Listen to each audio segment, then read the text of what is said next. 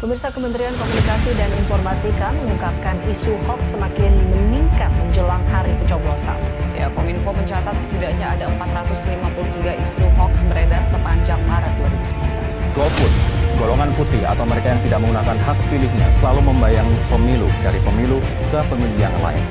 Ini selain apatisme, juga mereka bisa dikatakan milenial tidak peduli. Kemenangan kotak kosong dalam pemilihan wali kota Makassar menjadi sejarah dalam Pilkada serentak 2018. Dampak dari kemenangan kotak kosong tersebut, pemilihan wali kota Makassar akan digelar kembali tahun 2020 mendatang.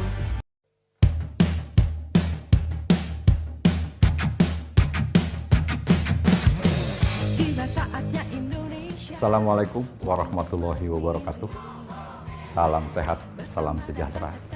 Puji syukur kehadirat Allah Subhanahu wa Ta'ala yang telah memberikan anugerah kepada kita seluruhnya, khususnya bagi saya yang akan memaparkan proyek perubahan yang berjudul Silih Pika Asih Pemilu Jawa Barat menuju sukses pemilu dan pemilihan serentak 2024 di Jawa Barat akur sauyu. Proyek perubahan ini diawali dengan membentuk tim efektif yang digagas oleh Sekretaris dan para kepala bagian di KPU Provinsi Jawa Barat. Di persiapan membentuk tim efektif, rapat daring yang pertama, terbitkan surat keputusan, benar Bu Kabak memang harus SK, jadi ada draft keputusan terkait dengan tim yang pertama, kaitan dengan tim, yang kedua tentang posisi silih pika asih ini. Tim efektif ini dikukuhkan dengan surat keputusan sekretaris dan proyek perubahan Silih Pika Asih. Gagasan pertama disampaikan ke pengurus partai politik tingkat Jawa Barat yang kami laksanakan secara daring. Saya mewakili PKS Jawa Barat mengapresiasi langkah KPU Jawa Barat untuk melaunching aplikasi ini dan mudah-mudahan bisa segera diakses oleh publik gitu. Saya mewakili Partai Lokal Provinsi Jawa Barat mengapresiasi sekali terobosan KPU Jabar ini. Saya sangat begitu menyambut baik dengan dikeluarkannya aplikasi ini. Sesuai dengan sasaran target partisipasi pemilih bagi pemilih pemula, apa saja sih rangkaian kegiatan yang dilaksanakan KPU Provinsi Jawa Barat? Kita melakukan penjajakan kerjasama bersama Dinas Pendidikan Provinsi Jawa Barat. Di bulan Oktober akan melakukan penyusunan kurikulum yang masuk dalam kondisi inovasi-inovasi muatan tadi. Jadi rencananya 3, yang pertama pendidikan anti korupsi, yang kedua tadi pendidikan demokrasi, dan yang ketiganya wawasan kebangsaan. Bagaimana tindak lanjut MOU antara KPU Provinsi Jawa Barat dengan Dinas Pendidikan Provinsi Jawa Barat? Ditindaklanjuti dengan pembuatan MOU di 27 kabupaten kota bersama 13 kantor cabang Dinas Pendidikan se-Jawa Barat. Bagaimana muatan materi itu bisa menjadi bagian dari mata pelajaran di sekolah?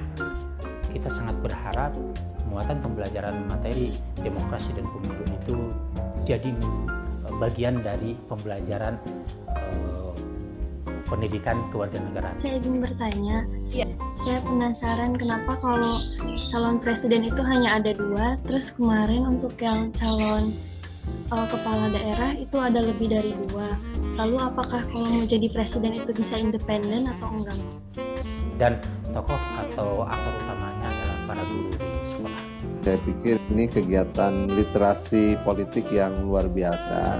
Kita ingin mendidik para warga negara yang good and smart citizen itu lewat literasi politik seperti ini. Kemudian bagaimana tanggapan publik tentang pelaksanaan pendidikan pemilih bagi pemilih pemula?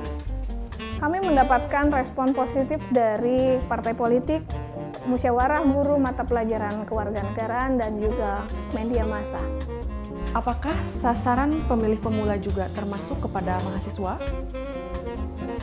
Tentu saja. Untuk itu, KPU Provinsi Jawa Barat melakukan penandatanganan MOU dengan Lembaga Layanan Pendidikan Tinggi Wilayah 4 untuk menyasar pemilih pemula dan pemilih muda di Jawa Barat.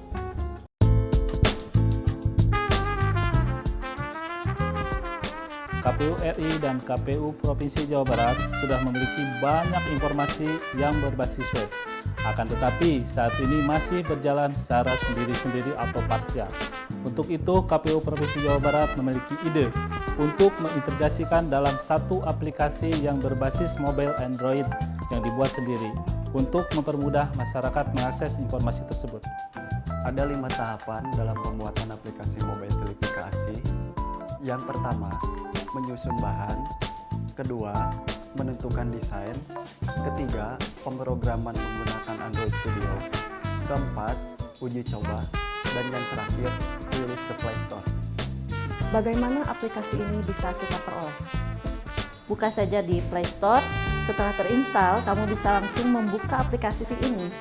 Di dalamnya banyak sekali informasi yang bisa kita dapatkan.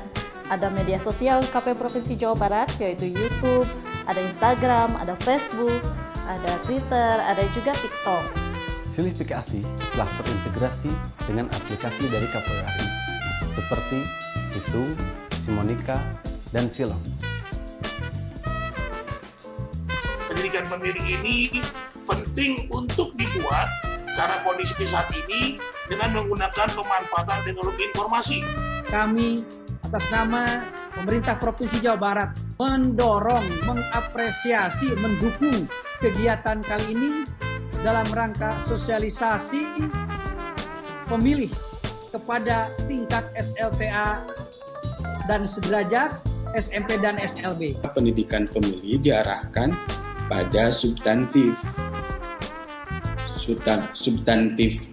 pendidikan pemilih itu mengenai bagaimana kita harus memilih dengan cerdas.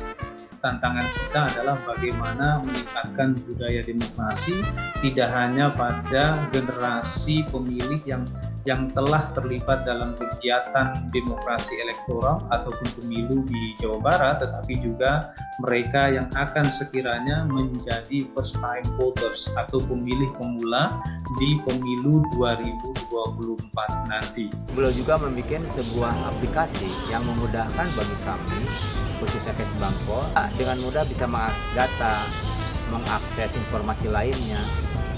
Dalam Silifikasi ini sebuah inovasi terbaru, sebuah inovasi yang menjadi rujukan bagi kita semua. Upaya yang telah dilakukan ini hal yang sangat positif dan sejalan dengan pembangunan politik dan pemilu yang berkualitas dan berintegritas. Saya yakin perubahan ini bukan sekedar memindahkan meja di ruang kerja. Terima kasih kepada Coach Bapak Gugum Gumulan dan mentor Bapak Erweta Kawin. Wassalamualaikum warahmatullahi wabarakatuh. Salam sukses pemilu serentak dan pemilihan serentak nasional tahun 2024. Kami bangga melayani bangsa.